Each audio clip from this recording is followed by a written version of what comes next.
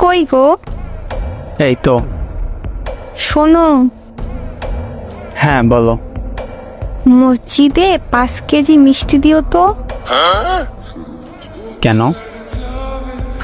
আসলে কি? আরে না মানে তুমি কি আমি? বাবা হইতে আসছো। কেমনে কি? আরে কেমনি কি মানে? আমি তো কিছুই করি নাই। ইস, আসছে, আমি জানি। কি জানো? কি করলে বাবু হয়।